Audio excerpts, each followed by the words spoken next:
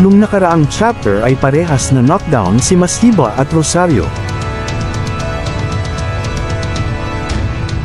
Ang dalawang boksingero ay nakatamo ng pinsala.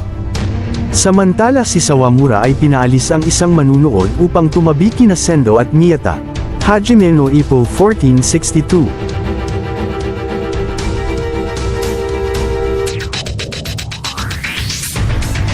Hindi ma-predict ni Sawamura ang mangyayari kaya tinanong niya sila Miyata.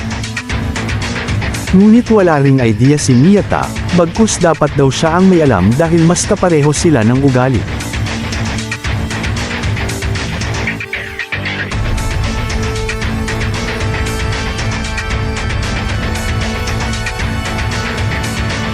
Pinupuri ng coach si Masiba dahil nakabawi ito pero tinanong ni Masiba kung ano tumama sa kanya.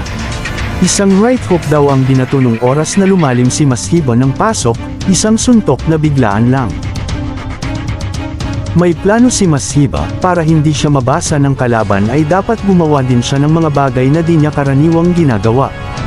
Frustrated na rin si Rosario, dahil kahit anong gawin niya ay nakakabawi ang challenger. Napakadaya, wika ni Rosario habang ginugulo niya ang kanyang buhok. Pagod na daw siyang mag-pidgel. Ngayon ay lahat na ng paraan upang pabagsakin ang challenger ay gagawin niya.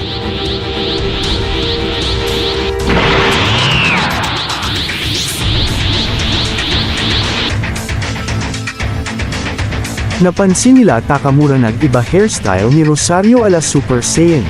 Sana daw ay yun lang din ang nagbago.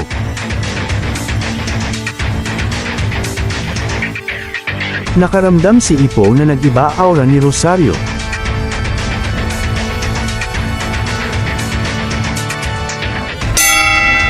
At nagsimula na ang round 4. Hindi alam ng mga manunood kung anong mangyayari, parehas silang napuruhan nung round 3. Unang sumugod ang champion. Gagawing bardagulan ng champion ang laban.